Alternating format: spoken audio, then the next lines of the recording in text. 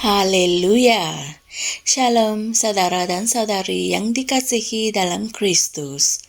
Bertemu kita semula di hari yang baru untuk mendengarkan satu lagi perkongsian firman Tuhan yang diberkati dari Pastor Chris Oyakilome. Puji Tuhan.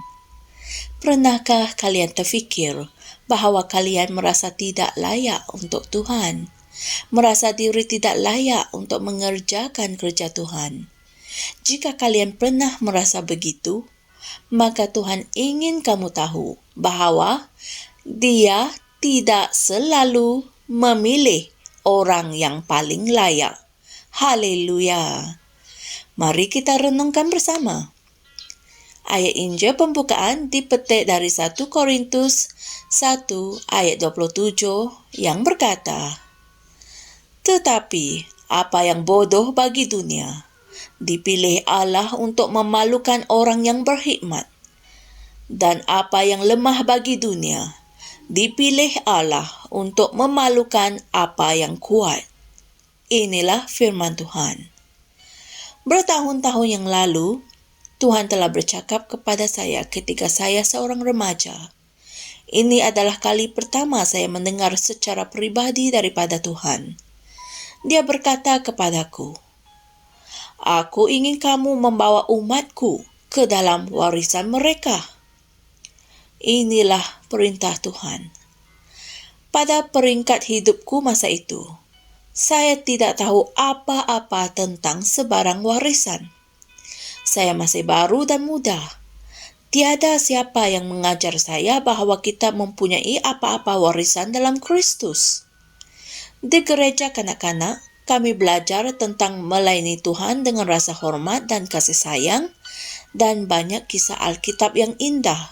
Tetapi, tiada sesiapa yang pernah menyebut tentang warisan dalam Kristus.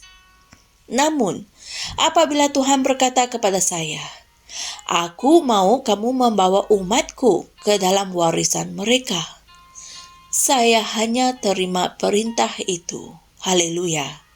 Saya hanya mempercayainya tanpa memahami apa arahan itu.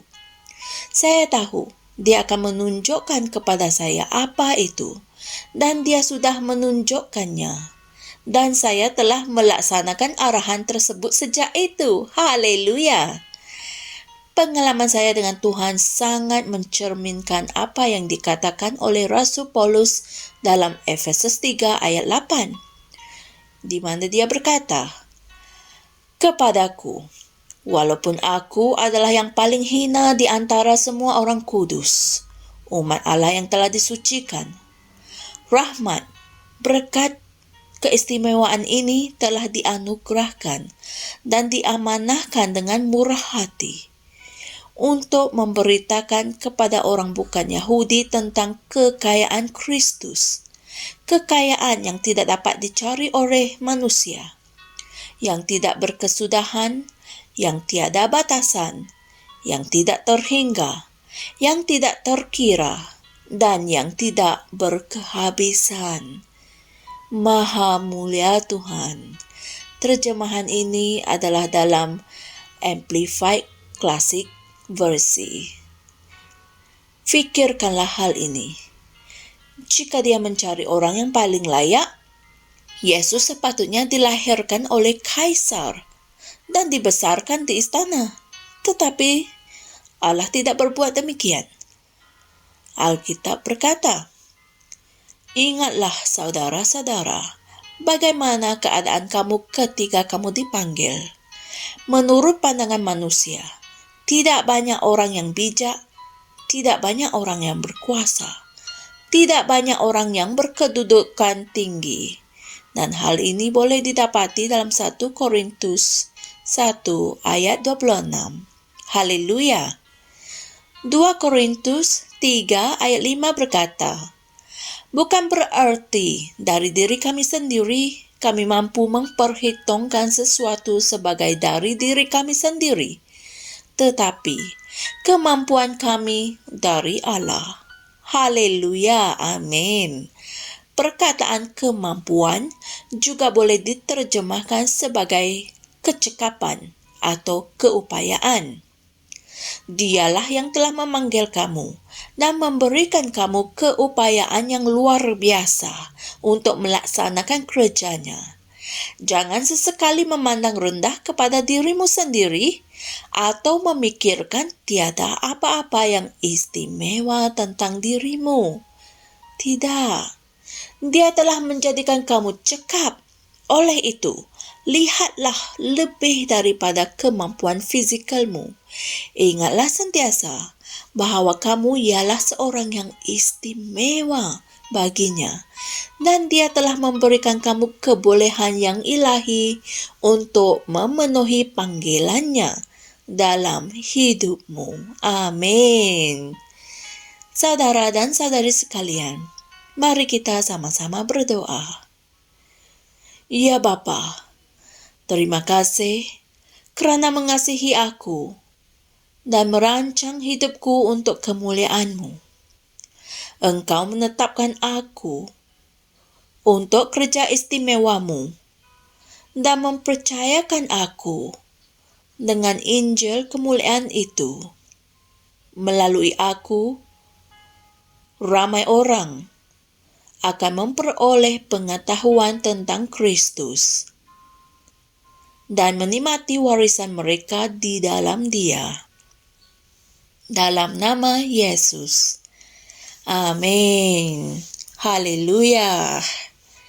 Berikut adalah renungan tambahan yang diberikan oleh Pastor Chris untuk kalian pelajari dan renungkan agar kalian dapat memahami ajaran firman Tuhan pada hari ini dengan lebih lanjut, yaitu dari Efesus 3 ayat 8, Yohanes 15 ayat 16, Galatia 1 ayat 15 hingga 16, dan 2 Korintus 3 ayat 5. Kitab terjemahan Amplified Classic. Haleluya. Kami percaya mesej hari ini telah menghiburkan kalian dan memberkati kalian. Ketahuilah fikiran Tuhan. Lihatlah dari sudut pandangan Tuhan. Tuhan tidak pernah memandang rendah kepada kalian. Dia tidak pilih kasih. Dia tidak memandang status, derajat, atau kedudukan seseorang. Oleh itu, hiduplah dengan penuh keyakinan kerana Tuhan sangat mengasihi kalian. Dan ingatlah, kalian sangat-sangat istimewa baginya. Maha mulia Tuhan. Jumpa lagi esok untuk satu lagi perkongsian firman Tuhan, dan Tuhan berkati. Shalom. Kami percaya saudara-saudari semua telah diberkati dengan perkongsian firman dari Rhapsody Reality. Bagi sesiapa yang ingin menjadikan Yesus Kristus sebagai Tuhan dalam kehidupanmu, kamu boleh mengucapkan doa ini bersama dengan saya. Ya Tuhan Allah, aku mempercayai Yesus Kristus, Anak Allah yang hidup dengan sepenuh hatiku. Aku percaya Dia telah mati untukku dan Allah telah membangkitkan Dia dari kematian. Aku percaya Dia hidup hari ini. Aku mengaku dengan mulutku bahawa Yesus Kristus adalah Tuhan dalam hidupku mulai dari hari ini. Melalui Dia dan di dalam nama-Nya, aku mempunyai kehidupan yang kekal. Aku telah dilahirkan semula. Terima kasih Allah kerana menyelamatkan jiwaku. Aku sekarang adalah anak Allah. Haleluya. Tahniah, sekarang kamu telah menjadi anak Allah. Untuk apa-apa sebarang pertanyaan atau untuk mendapatkan lebih banyak maklumat mengenai bagaimana untuk bertumbuh sebagai seorang Kristian, anda semua boleh hantar mesej di akaun Facebook kami atau email kami di tni.sd tni.msia@gmail.com. Sekali lagi, tni.msia@gmail.com. Tuhan berkati Anda semua.